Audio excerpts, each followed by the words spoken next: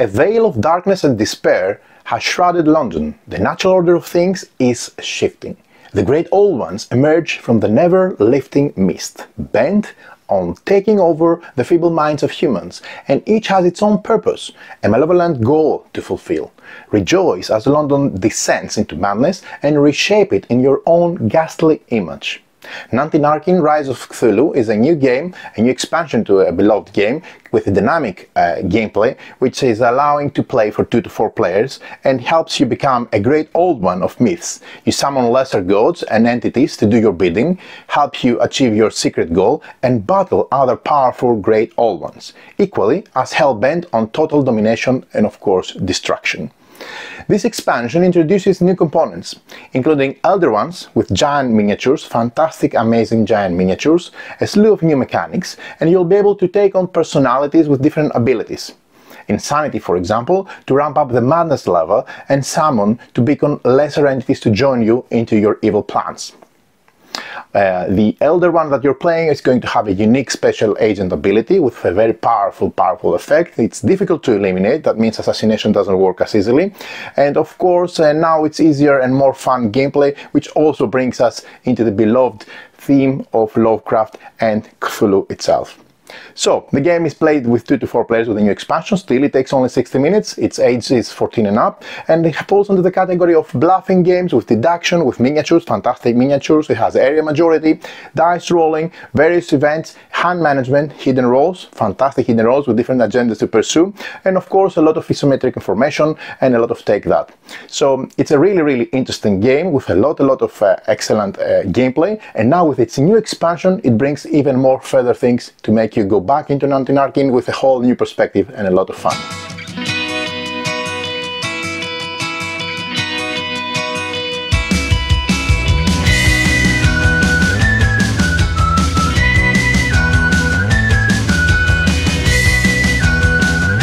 Now, what about Nanty Narking, a game that's really fun? The action takes place on the city map, with players placing their agents and buildings on the board through card play, so this is an action card-driven game.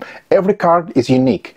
The cards bring the game to life, as they include the most of the famous characters and now also elder ones falling into the Cthulhu Lovecraft atmosphere. The rules are very simple. You play a card and you do what it says, starting from the top to the bottom, following the icons for the different purposes. So you can do all sorts of different actions, combos, all this in pursuit of your personal secret agenda, because you can win in a very specific way. So let's see a bit about the action, starting with the 2 new ones introduced in this expansion. First of all, the new action is the summon. Here you simply roll a die, and if the modified result is equal or lower than the current insanity level, insanity is something new to this expansion, you choose an available elder one from the pool, take its corresponding card and its great miniature, and place it on the board in an area containing at least one of your minions. You place a trouble marker there, and you can modify the result by paying money to the bank if this amount, for every amount that you cannot miss. So you multiply this by each missing number essentially, so the more you're missing, the more you need to pay to place them on board. Now you're controlling a very powerful elder one with a very special ability. Another special action, again triggered by the action card driven gameplay, is Insanity.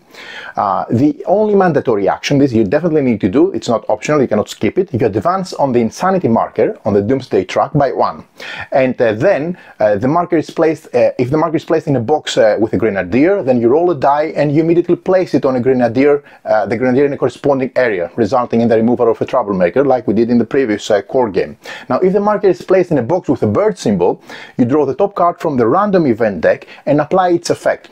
Afterwards you place the card at the very bottom of the event deck. Both those 2 actions are new to the expansion, they're coming new with the expansion and offer a lot of fun. You place or move a minion, this is also similar from the core game, where you place your agents. You place one of your minions, they were agents controlled by elder ones, in the area of the board, and you must already have a minion in that area. And there's an exception if your minions on the board and if you don't have any minions on the board, then you can choose any area to place your minion onto. Otherwise it has to be on an adjacent area. Very simple and straightforward. You need to place your minions / agents because they will help you into your agenda. Also, another action you can do, again driven by card, is the assassination, and this starts getting really interesting, where you remove one pawn, a minion or an agent, however you want to call it, but not from your own pool of minions, from your opponent because you're trying to actually hurt them.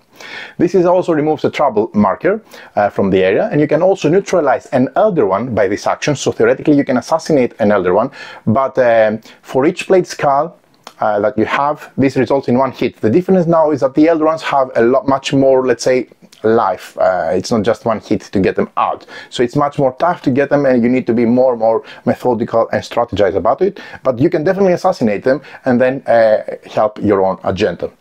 Once the Elder One is removed from the board, you take it to the side, you put it off board, and then of course you do this in your attempt to facilitate your plans and your goals so that you kick someone out of your way or try to pursue a specific agenda.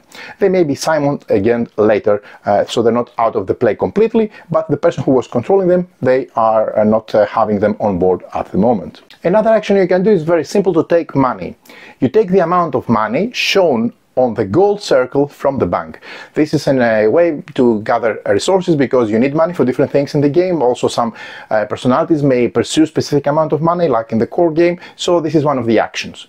And this is how you collect the money. So another thing that you can do is you can perform an action from a scroll as described on the text at the bottom of the card. Some cards, as you've seen, same like in the core game, they have a very specific paragraph, and this text is enabled by performing the scroll icon action. Another action you can do is you can play another card, so you can have like combos. So you can play a card, select all the action icons you want to enable from top to bottom, you select them and you activate them, and with having this play another card combo, you just play another full card, and from your hand you can perform all the different extra actions this card has. This is a very clever gameplay, and if you can manage to time it correctly with the cards that they give you, the actions that you are interested in, they can give you a lot of boost. Another action you can do, another icon you can have on the different cards is interrupt. You can play an interrupt, you won't play an interrupt by starting to play interrupt, you will play it as a result of reacting to another player. So even when it's not your turn, you can play an interact card, a card with an interact icon, and you can play this interrupt during your turn, and it does not count as your action also if you want to interrupt someone for doing something while you are playing. And that means that essentially it's like stopping the negative effect of the action, for example, removing one of your older ones, doing something that it's against your strategy, etc. So that's a very interesting way to, let's say, I would say, defend on different plans and plots and negative actions from the players, and an interrupt a card is always handy to have it with you on your hand to be able to react. Last but not least, another action that you can do from the action icons on the card that you play in front of you is to place one of your buildings in an area where you have a minion. The area cannot already have a building or a troublemaker, so you need to make sure that you have removed any troublemakers before trying to put your building, and the cost for placing a building is shown on the area of the matching building card.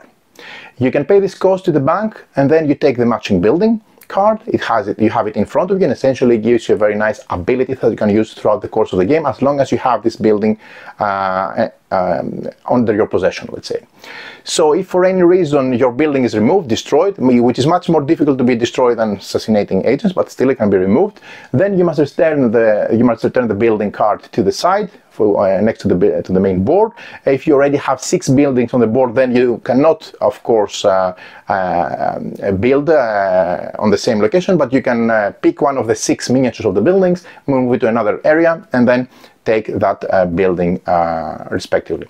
So there you have it. These are all the actions from the cards. It's a very simple game. You just simply play a card and you activate the icons from top to bottom, but the beauty of it comes from the interaction, the take that, the hidden identity, the different asymmetric roles to pursue, very completely different, and really interesting also which ones have been secretly selected from the players, or I should say given to the players during setup, which makes a very different game experience.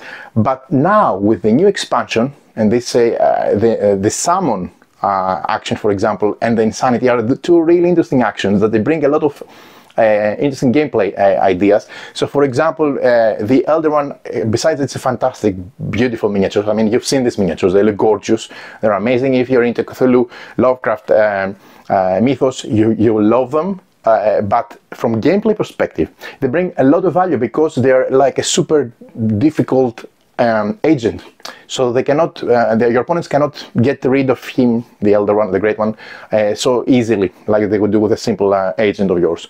They have very, very special and unique abilities, which are very interesting, and in a sense, they give you a lot of tools, but also you need to be careful how to use them, and also you need to be careful on what others are controlling, okay, because they can harm you. And then the last, or they can promote their agenda. And the last thing that is also interesting is the Doomstruck, because if you overuse the Doomstruck with insanity, then everybody will lose the game, and that's also something very interesting to keep in mind. So there you have it. This is everything that the new expansion offers. I mean, I'm really sucker for the core game. It's a fantastic game. It plays really fast. It's very unique. It's very interesting. It has beautiful table presence. This art that it has already in the core game is amazing. Now, on top of that, add Cthulhu and Lovecraft mythos, and all the different mechanics that are used with the great ones, the special abilities, the Doomstruck, the insanity and the Doomstruck, I should say, common way of losing the game if we overdo it with insanity. All this add a lot of interesting gameplay to an already complete and fascinating gaming experience. Now, with more things, not much more complexity, more interesting, more fun, and more ways to enjoy the game, I should say, but still with a very fast, robust game turn. You just play a card, you do the action, the icons, or the actions that are their interest of you at this specific point, and then you go to the next player. And this boom, boom, boom goes around the table very fast, offering a fantastic, unique experience, one of a kind. A great game. Great expansion. I'm so much looking forward to get this one on my hands, and I'm going to cover it with more videos and content once it's with me after production, which deserves all the success. So I'll have a link in the description of the video where you can find more about the campaign. You can click and visit and find out for the campaign and for the expansion, more details if you haven't heard about it or haven't visited the campaign already. And I'd just like to thank you for watching, and see you on the next one.